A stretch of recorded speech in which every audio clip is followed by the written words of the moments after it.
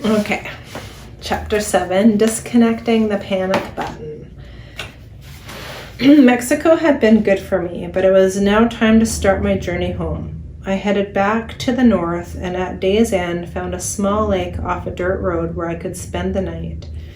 It was very peaceful, so I stayed there after my morning practice, enjoying the water. Time came for my afternoon meditation session, so I hiked up the hill and found a secluded spot to start my yoga postures. About halfway through my routine, I began to hear some voices in the distance, and I started to get uncomfortable. But I was not about to give in to that scared person inside. I just relaxed more deeply into my yoga posture, and the anxiety subsided. The next sound that startled me was that of a snorting horse, a lot closer than the voices had been. I was convinced that these were the banditos. I soon heard both the voices and the horses a stone throw away from me.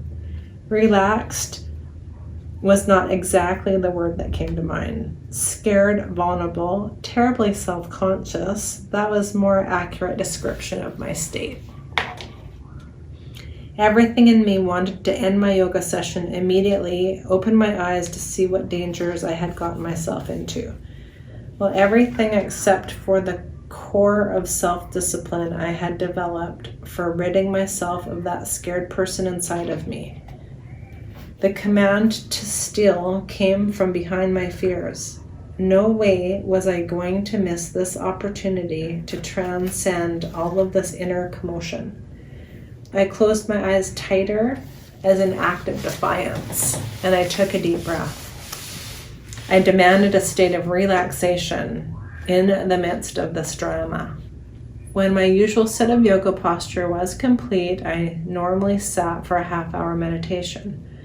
I watched that voice pleading for permission to skip that step.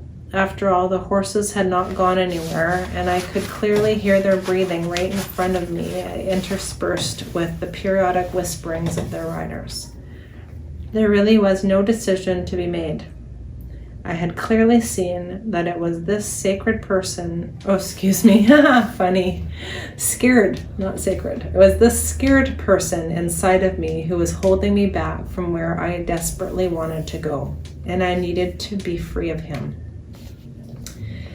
So I took a deep breath and flowed into the full lotus position and began the moo sound inside my belly in a vain attempt to drown out what that voice was trying to say.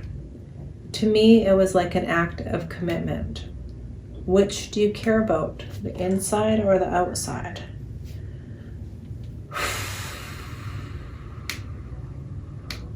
Depends on the day, hey? When I finally opened my eyes, I saw two horses right in front of me. They couldn't have been more than 10 feet away. On top of the horses were two riders who looked more like ranch hands than banditos. They were smoking cigarettes, and one of them was sitting side saddle facing the other rider. When they saw that I was back in their world, they began to talk to me in Spanish. I was somewhat surprised that I could understand most of what they were saying, and the very fact that they were talking to me was definitely a good thing. I began to feel relieved, and the series of events that transpired next left an incredible impression on my mind to stop letting that scared person run my life. It's good advice, and hopefully we don't have to go to that extreme length to learn that.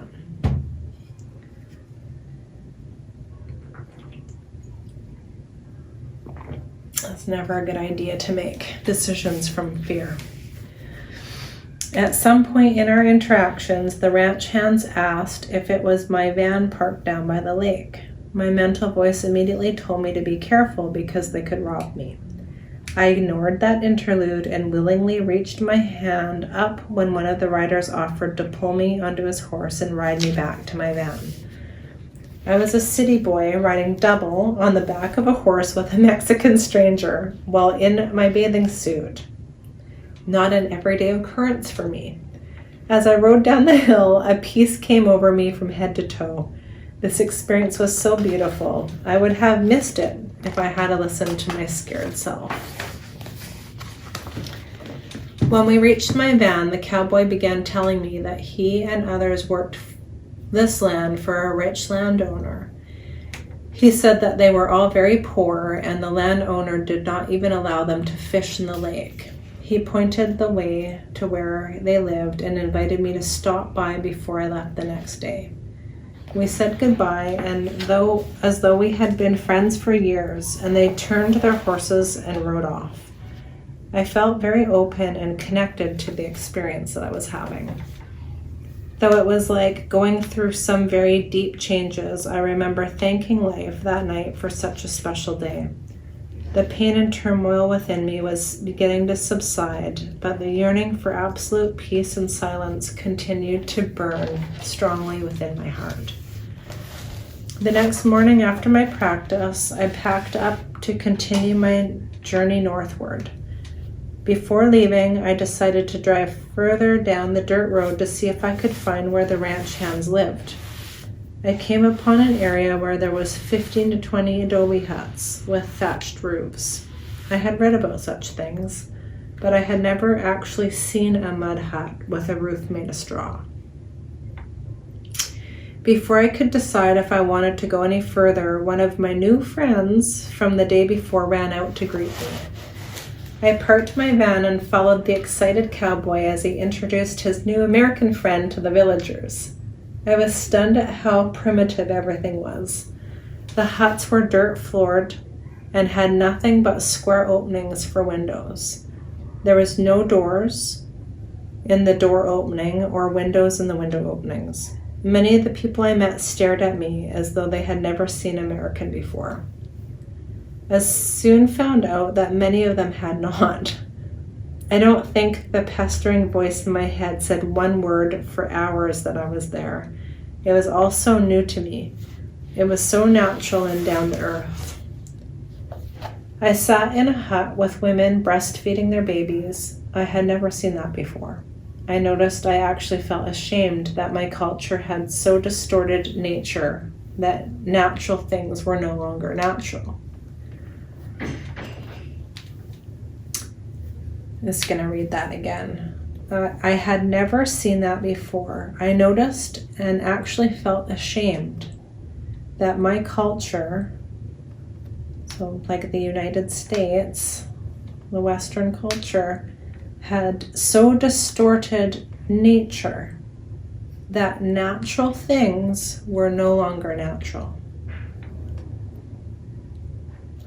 He wrote that in 1971, and we are in 2025 on the verge of like a completely artificial intelligence like takeover, where people are now like robots in their homes and have AI writing everything, painting everything, doing all of their marketing, making all their phone calls. So seems like we went further and further and further down that road of natural things no longer being natural. Once we were back outside, I continued our tour of the small village. When we approached my friend's hut, he asked me if I knew how to ride a horse. I told him that it had been years, but that I had ridden before. What I didn't tell him was that last time I rode I was 12 and it was summer camp with an English saddle. He then did the most unexpected thing, handed me the reins to his horse and pointed me into the open field. There was no time or place to be timid. I stuck my sandal in the stirrup, swung myself up on the saddle, just as though I knew what I was doing. I had always thought it would be wild to gallop a horse across an open field. Somehow that dream was about to be realized in the middle of Mexico, where I knew absolutely nobody. I got used to the horse while some of the villagers gathered to watch, and then I rode like the wind across this expansive field. I was flying high, exhilarated compared to the strict Zen discipline to which I was holding myself. I spent a few more hours discussing American life with some very inquisitive villagers, and then began to bid them farewell. I was invited to stay for dinner, but it was time for my evening practice. I remembered that my friend told me that they were not allowed to fish even though they were struggling for food. So I went to my van and pulled out a large supply of brown rice and dried beans that I had stored under the back seat and handed them over to the women preparing food. The women were very appreciative and almost made me cry. This stuff meant nothing to me and so much to them. It's also another good lesson. Yeah. He says this was another one of life's lessons that I never forgot, the joy of helping people.